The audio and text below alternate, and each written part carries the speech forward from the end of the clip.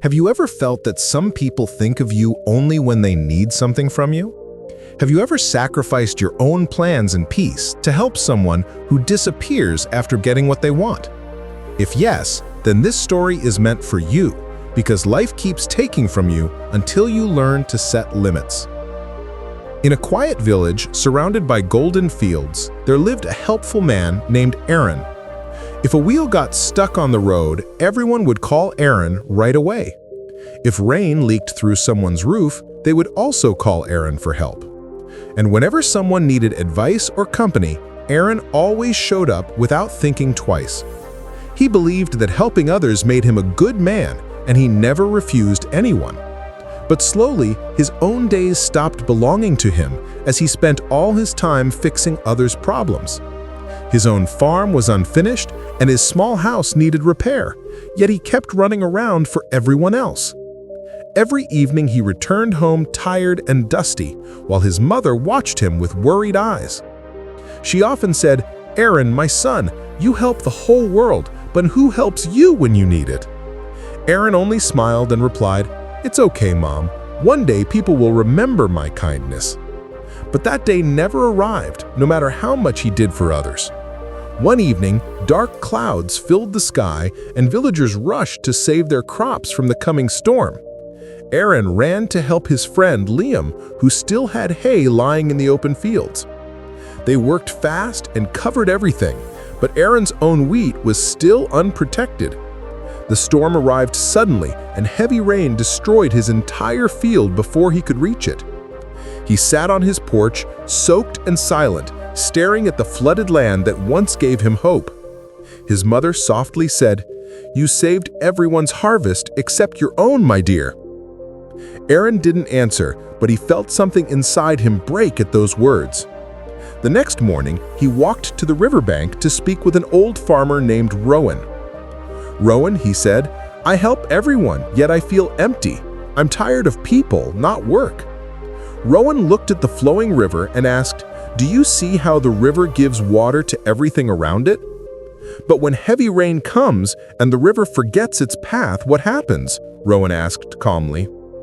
Aaron thought and replied, "It floods the land and destroys everything in its way."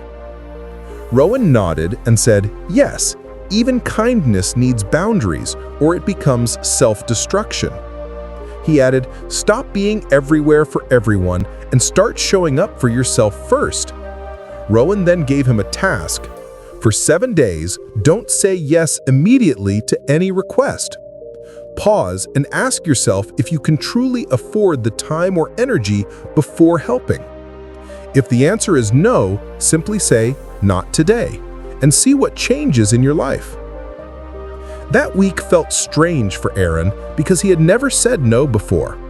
On the first day, Liam rushed to him saying, "Aaron, my bull is sick. Help me take it to the doctor."